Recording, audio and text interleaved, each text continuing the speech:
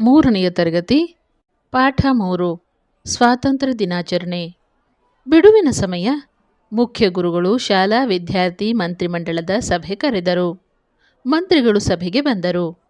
ಮುಖ್ಯ ಗುರುಗಳು: ಮಕ್ಕಳೇ, ಇದು ಆಗಸ್ಟ್ ತಿಂಗಳು.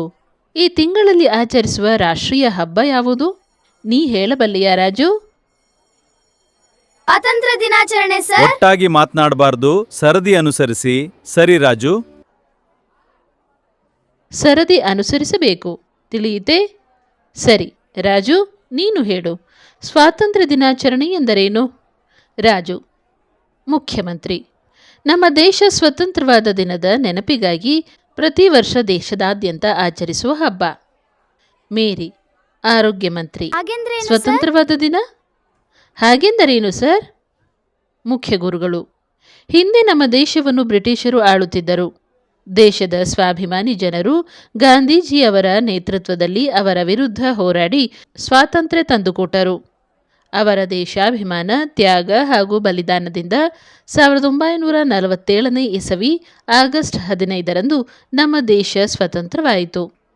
ದೇಶ ಸ್ವತಂತ್ರವಾದ ಸವಿ ನೆನಪಿಗೆ ಪ್ರತಿ ವರ್ಷ ದೇಶದಾದ್ಯಂತ ಆಚರಿಸುವ ಹಬ್ಬವೇ ಸ್ವಾತಂತ್ರ್ಯ ದಿನಾಚರಣೆ. ಶರೀಫ್: ಉಪಮುಖ್ಯಮಂತ್ರಿ: ನಮ್ಮ ಶಾಲೆಯಲ್ಲೂ ಆಚರಿಸುತ್ತೇವಲ್ಲ ಸರ್? ಮುಖ್ಯ ಗುರುಗಳು: ಹೌದು, ಅದಕ್ಕಾಗಿ ಈಗಿನಿಂದಲೇ ಸಿದ್ಧತೆ ಮಾಡಿಕೊಳ್ಳಬೇಕು. ಶಾಹೀನ್: ಗೃಹ ಮಂತ್ರಿ: ಏನೇನು ಸಿದ್ಧತೆ ಮಾಡಬೇಕಿದೆ ಹೇಳಿ ಸರ್? ಮುಖ್ಯ ಗುರುಗಳು: ಆಟೋಟ ಸ್ಪರ್ಧೆ ಏರ್ಪಡಿಸಬೇಕು.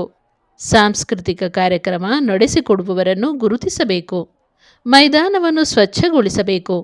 ಶಾಲೆಯನ್ನು ತಳಿರು ತೋರಣಗಳಿಂದ ಅಲಂಕರಿಸಬೇಕು. ಐಶ್ವರ್ಯ: ಸಂಸ್ಕೃತಿ ಮಂತ್ರಿ: ಗುರುಗಳೇ, ನಾವು ಕೆಲಸ ಹಂಚಿಕೊಂಡು ಸಿದ್ಧತೆ ಮಾಡುತ್ತೇವೆ. ಮುಖ್ಯ ಗುರುಗಳು: ಸಂತೋಷ. ಯಾರು ಯಾರು ಯಾವ ಯಾವ ಕೆಲಸಗಳನ್ನು ಹಂಚಿಕೊಳ್ಳುವಿರಿ?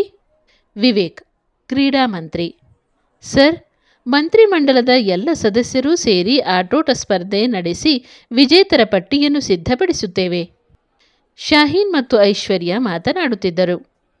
ಮುಖ್ಯ ಗುರುಗಳು: ಶಾಹೀನ್, ಐಶ್ವರ್ಯ, ಒಬ್ಬರು ಮಾತಾಡುವಾಗ ನಿಮ್ಮೊಳಗೆ ಮಾತನಾಡಬಾರದು. ಇತರರ ಅಭಿಪ್ರಾಯವನ್ನು ಕೇಳಿಸಿಕೊಳ್ಳಬೇಕು. ಐಶ್ವರ್ಯ: ಸಂಸ್ಕೃತಿ ಮಂತ್ರಿ: ಕ್ಷಮಿಸಿ ಸರ್, ಇನ್ನು ಮೇಲೆ ಗಮನವಿಟ್ಟು ಕೇಳುತ್ತೇವೆ. ಮುಖ್ಯ ಗುರುಗಳು: ಹಾಂ, ಜಾಣ ಮಕ್ಕಳು. ಕಾರ್ತಿಕ್: ಪೌರಾಡಳಿತ ಮಂತ್ರಿ: ಸರ್, ನಾವು 4ನೆಯ ತರಗತಿಯವರು ಶಾಲೆಯ ಮೈದಾನವನ್ನು ಸ್ವಚ್ಛಗೊಳಿಸುತ್ತೇವೆ. ಐಶ್ವರ್ಯ: ನಾನು ಸಾಂಸ್ಕೃತಿಕ ಕಾರ್ಯಕ್ರಮ ನೀಡುವವರ ಪಟ್ಟಿ ಸಿದ್ಧಪಡಿಸುತ್ತೇನೆ. ಮೇರಿ: ಆರೋಗ್ಯ ಮಂತ್ರಿ: ನಾವು 2ನೆಯ ತರಗತಿಯವರು ಬಣ್ಣದ ಕಾಗದದಿಂದ ತೋರಣ ಕಟ್ಟುತ್ತೇವೆ. ಪಂಕಜ: ಹಣಕಾಸು ಮಂತ್ರಿ: ನಾವು 3ನೆಯ ತರಗತಿಯವರು ಧ್ವಜಸ್ತಂಭವನ್ನು ಸಿಂಗರಿಸುತ್ತೇವೆ ಸರ್. ಐಶ್ವರ್ಯ: ಸಂಸ್ಕೃತಿ ಮಂತ್ರಿ: ಧ್ವಜಸ್ತಂಭದ ಸುತ್ತ ರಂಗವಲ್ಲಿ ಹಾಕಿದರೆ ಚೆನ್ನಾಗಿರುತ್ತದೆ. ಮೇರಿ: ಒಳ್ಳೆಯ ಸಲಹೆ. ಪಂಕಜ ಚೆನ್ನಾಗಿ ರಂಗವಲ್ಲಿ ಹಾಕುತ್ತಾಳೆ, ಅವಳಿಂದ ಹಾಕಿಸೋಣವೇ ಸರ್? ಮುಖ್ಯ ಗುರುಗಳು: ಒಳ್ಳೆಯದು.